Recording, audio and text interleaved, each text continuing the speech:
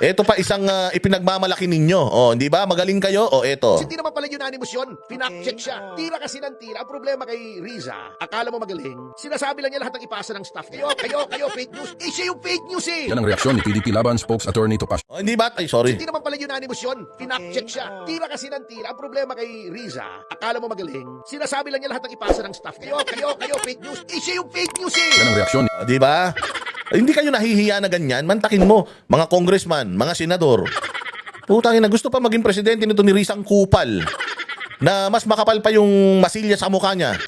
Sabi ko nga, silang dalawa ni anak ni Abante, oo, nagrereklamo yung mga makeup artist nila. Tangina, ang takaw daw ng mga mukha nila sa masilya.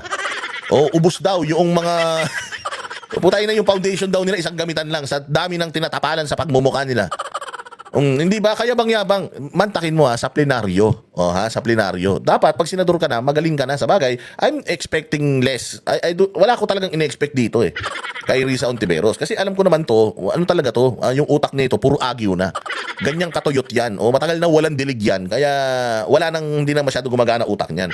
Yung utak niyan, ang kaya na lang gawin, magbasa. Oo, yung mga nag-aabot sa kanya ng index card, cellphone. Kita mo, kaya magsalita nito ng walang binabasa. Hindi.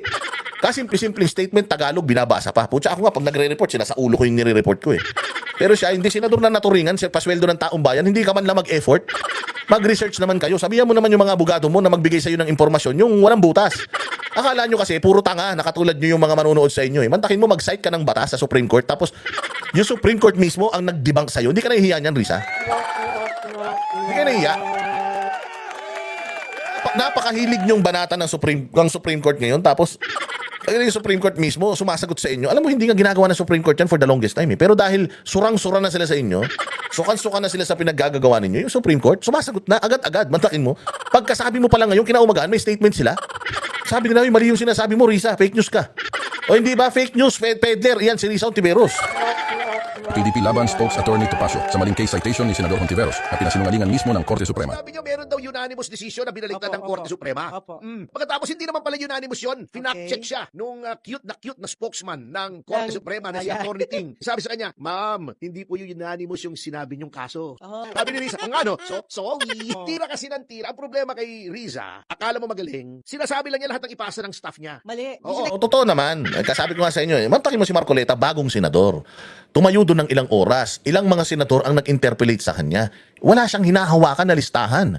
Meron lang siyang mga hinahawakan siguro ng mga dokumento na pinagkukuhanan niya ng impormasyon na accurate. Pero hindi siya nakadepende doon. Walang listahan, walang cellphone, walang chat GPT, walang staff na nagbibigay ng index card, walang cellphone na real time na nagbibigay sa kanya ng information para sabihin sa plenaryo. Tali-talinuhan, bobo naman. O hindi ba? Fake news peddler, imaginein mo. Sobrang tiwala niya sa tao niya, itanga rin. Katulad niya, umasa lang sa chat GPT. Putang ina niyan, sinabi niya na. O ngayon, nung tinanong siya ni Marcoleta, kasi si Marcoleta, teka, ang tagal ko ng abogado, wala pa nga akong alam. Meron? Talaga ba? Isa yung manggagaling, hindi ka maabogada? Anong yan? Anong kaso yan? O tas sinite niya yung kaso. Kaya nga sabi ni Marcoleta, N-Bank ba yan? O baka division lang? Kasi kung division, lilima lang yan. Ang N-Bank, ibig sabihin, lahat sila unanimous. Talaga, wala pa Sa pagkakaalam ko, wala pa sa tanda ko ng abogado. Tapos biglang putang ina, naka-makeup lang na simpleng tao na wala naman nagawa sa buhay. Iko-correct mo yung abogado. O ngayon, anong nangyari? O nalaman natin na si Risa Ontiveros, lahat ng impormasyon na ibinibigay niya sa inyo, peke. Peke yung isa, peke lahat yan. O anong ginawa ni Tanga? Dahil kinorek siya ng Supreme Court, dahil nakita ni Banat Bay yung pagkakamali niya. Anong ginawa? Kasi si Banat Bay, naniniwala siya kay Marcoleta. So Banat Bay did his due diligence. Nag-research si Banat, nakita ni Banat na yung sinasite nito ni Risa, palpak. Bago pa magsalita ang Supreme Court, kinontent na ni Banat Bay yan. Na fake news. Ayun. So, ibig sabihin, hindi si Banat Bay ang fake news. Ito si Risa, fake news. Kasi nung sinasabi ni Banat Bay na fake news si Risa, binakapan siya ng Supreme Court. Oo, binakapan siya ng Supreme Court. Ano nangyari? Kinaumagahan, nag-iratom si Tanga. Na ay, mali pala yung sinabi ko. Pero okay lang. Tao lang naman ako, nagkakamali din. Gaga, hindi ka dapat nagkakamaling kupal ka. Kasi nga, utangin ninyo, pinapasweldo kayo ng taong bayan para magsabi ng totoo, hindi para magpakalat ng fake news. Hayop na to. Sige, banatan mo, Topacio. mali yung pinasa sa kanya ng staff niya. Palagi ko, pagkatapos niyang sabihin yun at may nag-call sa atensyon niya na mali, palagi ko, merong Malaking problema. mabango yung isang staff member niya. Oh. Palagi ko nasabon yun ng todo. Napakabango noon. Palagi ko, ewan ko kung nag-impake na. Kinuha na yung mga gamit at umalis na sa Senado. Ayan. Pero mo, napahiya mo yung boss mo, sinabi mo, ma'am, ito, banatan nyo, nakakita ako. Ala, Unanimous, pero galing. ni-reverse. O nga, no, sige, thank you ha, banat siya. Oh. Banat. Bago sabi ng Supreme Binasa Court, lang niya eh. excuse me, ma'am, mali po kayo, basahin yung ulit. Binasa niya, teka muna, nasaan si Juan? Halika rito. Hindi naman pa... Yun lang. Di ba? Dahil dyan, Nakakahiya. tama. Ano ulit? Nakakahiya. Nakakahiya. Hindi ka nahiya sa sarili nyo? Ha? Ito pa isang nakakahiya. Ano pa yung isang nakakahiya? Diyos ko po, Kiko. Ganun Kung ang hindi mo dapat na pangasawa si Sharon, saan ka kaya pinupulutin ngayon? Sobra naman kengko yun. Oo, tama. Over naman yun. Wala akong kilalang abogadong ganun ka-ignorante. Ayan, ito naman kasi, ito kasi abogado to. So kung maniniwala ako pagdating sa batas, mas maniniwala ako dito kesa kay Risa Ontiveros. Kaya lang, putang ina itong mga ito, mga bobo talaga. Bakit ko nasabi na bobo? Mantakin mo abogado. Abogado, tapos hindi niya alam kung ano yung mga ginagamit niyang terminologies. Yan ang sinasabi natin kapag gumraduate lang ng abogado. Hindi talaga lahat ng abogado magaling. May mga abogado na magaling lang magnotaryo. Pero ang mga galing na abogado, yung mga naging litigator, yung mga katulad nila Torion, nila Topacio, nila Panelo, nila Harry Roque, nila sino ba to? Basta yung mga, sige pati si Libayan, nilagay na natin. Mga galing yung mga abogado na naglitigate, yung talagang nag-practice ng law. Tingnan mo si Boying Rimulya, hindi nag-practice ng law, tatanga-tanga. Tingnan mo to si Kiko Pangilinan. Mayaman to eh. So nung nanalo to, nagpolitiko na to, nagtumakbo na to sa Quezon City. Sa Quezon City ba tumakbo to ulol na to? Basta, yung kupal na yan. So yan na ngayon ang nangyari. Kapag nag-aral ka ng batas, pero ginamit mo lang yon para pumogi ka, hindi ka talaga totoong abogado. Hindi lahat ng abogado magaling. Yung ibang abogado tanga, katulad ni Claire Castro. Ba't pinagtatawan to ni Topacio? Sa principles of law. Immediately executory, bakit kailangan ng injunction? Tila hindi makapaniwala si Ayun, immediately executory. Diyan kasi sa Senado, itong si galing-galingan na si Kiko Matching. Sabi ko hindi naman ito makikilala kung hindi ito napangasawa ni Sharon eh. Pag hiniwalayan ito ni Sharon, baka maging taong grasa tong ulol na to eh. Wala talagang patutunguhan. Ano ba yung injunction? Ang injunction daw is a court order that requires a person or organization to either do something or stop doing something. So sabi niya, kailangan daw kapag ang Supreme Court ay naglabas ng kanilang desisyon, may injunction. May injunction. Sabi nga dito is, do something, do it. Ganon ang dating. So, kailangan daw may injunction. Walang injunction eh. So, ibig sabihin, hindi pa natin to dapat i-dismiss or i-archive yan. Dapat hindi pa natin to ipatupad kasi walang injunction. Tanginan to, sa recto yata nag-aral tong ulol na to. Ako nga, hindi ako abogado eh. Naiintindihan natin kung anong ibig sabihin nung sinabi ng Supreme Court na immediately, ad benicia. Yung mga nila, Latin nila. Ibig sabihin, ngayon na, i-execute nyo na immediately, now na. That word says, kailangan now na. So itong gunggong na to si Kiko Pangilinan, gusto niya pa magkaroon ng injunction bago ipatupad yung immediately executory. Putangin na yan. Ano ba hindi mo naiintindihan sa immediately as in, now na, ngayon na.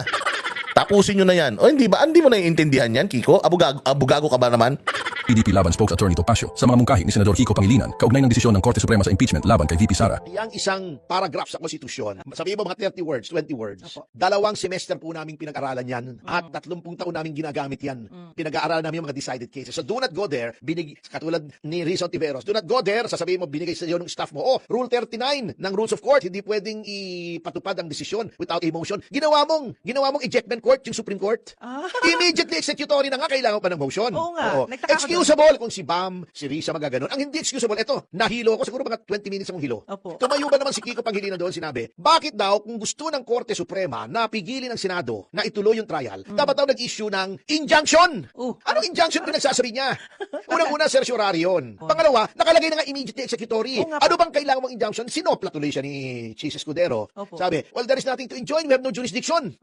Ibig sabihin, okay yun kung si Risa o si Tito Soto o si Bam ang hindi nakaintindi. Pero si Kiko Pangilinan, abogado, Ayun. ano sasabi ko? Not all lawyers are created equal. Hindi nga, pero sobra namang kengko yun. Tama. Wala ka pala, kenkoy ka pala eh.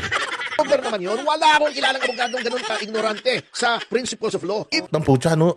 Ignorante? Nag-aral ka ng mahaba? Nag-bar exams ka? Pumasa ka? Tapos tatawagin kang ignorante? Lalo na ilang taong ka na naging senador? Ilang term ka na naging senador, tapos tinawag kang ignorante sa batas, bobo ka sa batas. Kaya na nakakahiya yun, sir. Agent Executory, bakit kailangan ng injunction? Color. Baka yun ang advisor ni Senator Soto. Yun nga sasabihin ko. O yan nga yung mga legal luminaries. Yan yung sinasabi ko sa inyo eh. Kasi ang daling sabihin, lalo na ng mga political analyst na kuno, coming from a legal luminary. Pukin ang ina niyan, hindi nga nag-litigate. Porket abogado, porket kilalang tao, pag nagsalita, akala mo totoo. Hindi. Minsan, akala mo mabango yung isang bagay, pero pag amoy mo, amoy ano yan, amoy panis na hininga yan. Oo, hindi. Looks can be deceiving, ika nga. Ayan si Kiko, with all the attorney, abogado, pero pag tinignan mo talaga kung alam ba nila yung mga batas, wala yan.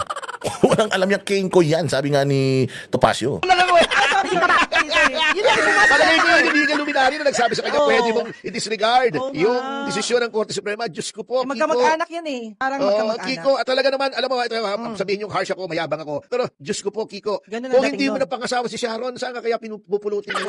Yun nga, ano yan? Pag hindi niya napang-asawa si Sharon, taong grasa yan. O kaya nga sabi ko sa inyo, ano ang kinahinatnan? Nakakahiya. Tama, nakakahiya. Anong ha? Hindi mo narinig? Nakakahiya. Oh. Nakakahiya talaga. Imaginein mo, pinagtatawanan kayo ng taong bayan ngayon. Eh, nakiko kasi tumakbo-takbo ka pa eh. Oh, meron pa nga yung ginagawa nung kampanya, eh, putang ina, lumulunok daw siya ng ng ceiling green. Ceiling green na labuyo, lulunok daw siya 4. Gagaling daw yung diabetes niya. Ang ina nito. Bobo ka na nga abogado, nag-ala doktor ka pa. Hanapin niyo yun. Meron siya, nandoon siya sa isang talipapa, ang daming sili. Bumili pa siya isang plastic bag. Oh, kasi daw bumaba daw yung blood sugar niya nung lumulunok siya ng mga silin labuyo na ganyan. Oo, hindi naman daw yun no approved therapeutical claim. Hindi naman daw yun pero hindi yun sasangayunan ng mga doktor, kita mo? Sa law nga, sa abogas siya nga, tanga siya eh. Lalo na kaya sa medisina. Maniniwala ka ba na pag lumunok ka ng siling labuyo na 4, puta mawawala diabetes mo? Tangina kung totoo yan, hindi sana wala na nagdadialysis sa Pilipinas. Gago din eh.